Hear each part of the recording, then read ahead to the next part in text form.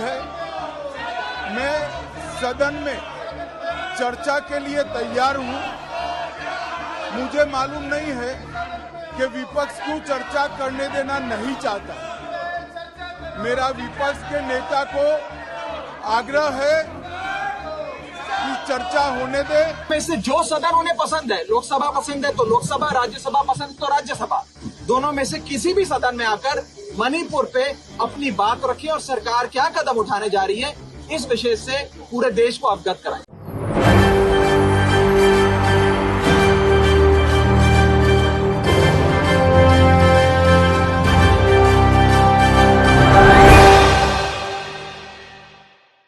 नमस्कार, मैं नाज़मीन खान और आप देख रहे हैं SPN9 न्यूज़।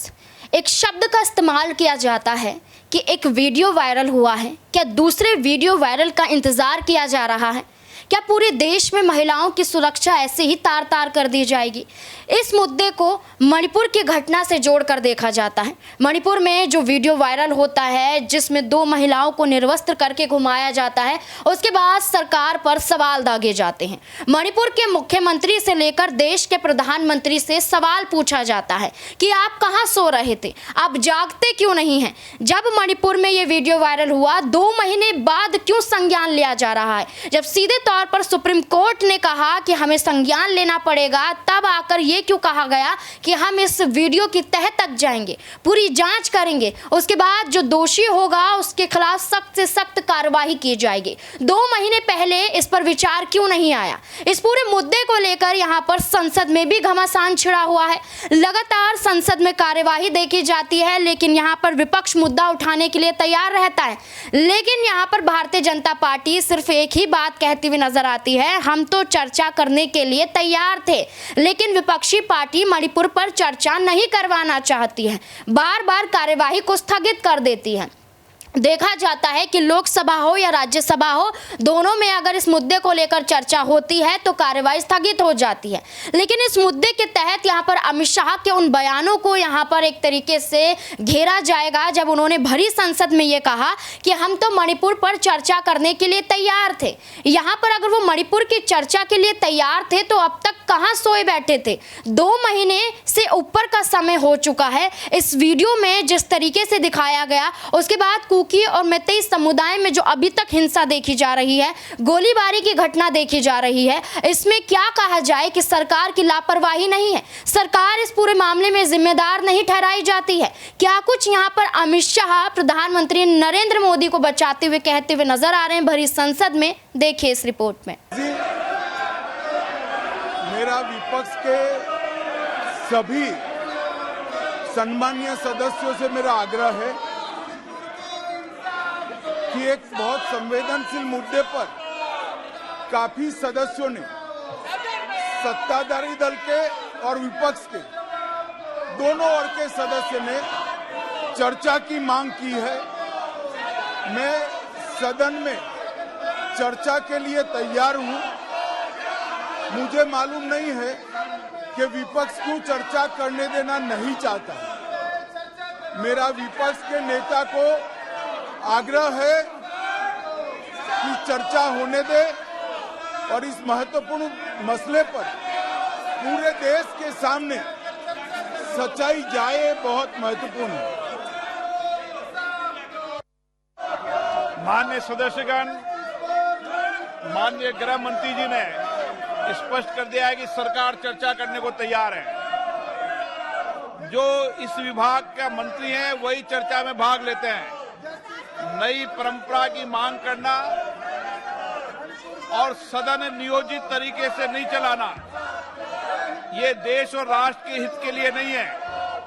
मैं माननीय सदस्यगणों से पुनः आग्रह करना चाहता हूं कि जिन विषयों, जिन मुद्दों पर आप चर्चा करना चाहते हैं, सरकार ने स्पष्ट कर दिया है, मुद्दों पर चर्चा कराएं, समाधान कराएं, ताकि हम सामूहिक चर्चा से एक बेहतर रास्ता निकालकर वहां की जनता की भलाई कर सकें। पुनः माननीय सदस्यों आग्रह करूंगा, अपनी अपनी सीट पर विराजें। सदन की कार्रवाई मंगलवार दिनांक 25 जुलाई 2023 को 11 बजे तक के लिए स्थगित की जाती है। जैसे कि आपने अमित शाह को सुना, उसके बाद आपको बता दें कि ये पूरा मामला संसद में उठ रहा है। तमाम विपक्षी पार्टियां जिन्होंने अपना एक संगठन इंडिया करके बनाया है, उसको लेकर एक साथ आती हैं, मैदान में उतरती हैं और बार बार मणिपुर पर प्रधानमंत्री नरेंद्र मोदी से सवाल पूछती हुई नजर आती हैं। ठीक उसी तरह से यहाँ पर राघव चड्ढा आम आदमी पार्टी के, वो भी प्रधानमंत्री नरेंद्र मोदी से सवाल पूछ रहे हैं, वो भी मणिपुर पर चर्चा करने की बात कहते हुए नजर आते हैं। और जिस तरीके से इस मुद्दे को शांत करवाने की कोशिश यहां पर भारतीय जनता पार्टी कर रही है, उनकी सच्चाइयों को बताते हुए नजर आते। क्या कुछ राघव चड्ढा कह रहे हैं, देखिए इस रिपोर्ट में। देखिए, आज लगभग 65 राज्यसभा के सांसदों ने मणिपुर पे चर्चा का नोटिस दिया और ये का एक लंबी और एक विस्तार से मणिपुर पे चर्चा सदन के भीतर हो।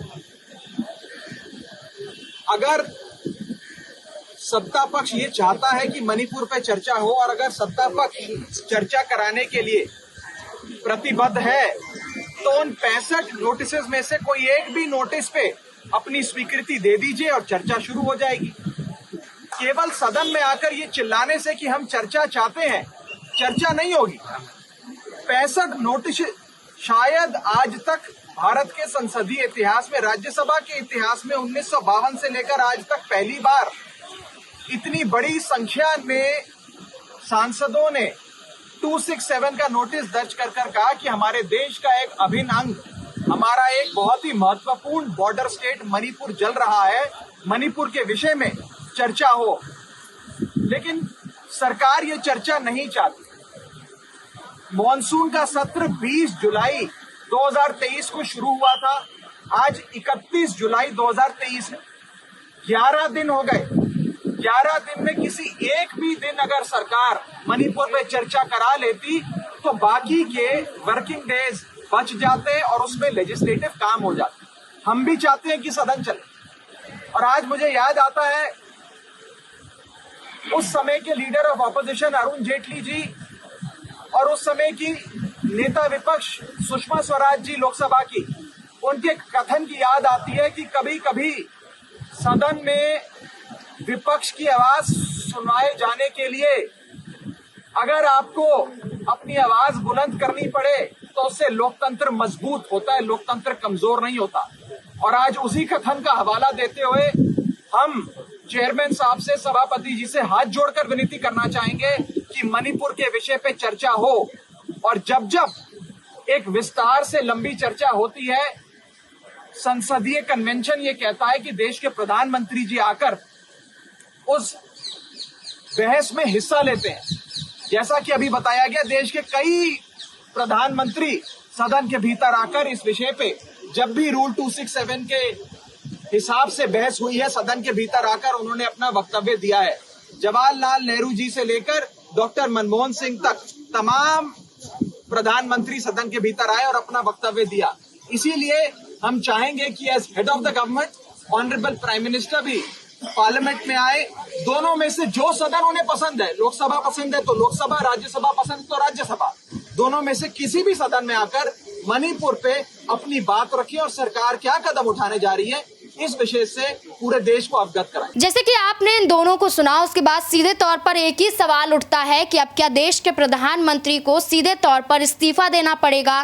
क्या भरी संसद में प्रधानमंत्री नरेंद्र मोदी को माफी मांगनी पड़ेगी? क्योंकि जो मणिपुर का मुद्दा है पूरे देश में गर्मा चुका है और पूरे देश भर से एक ही आवाज आती हुई नजर आ रही है कि अगर एक राज्य नहीं संभाल पा रहे हैं तो पूरा देश कैसे संभाल पाएंगे? तो अब इस मुद्दे को लेकर आपकी क्या राय है, कमेंट बॉक्स में जरूर बताएं। धन्यवाद।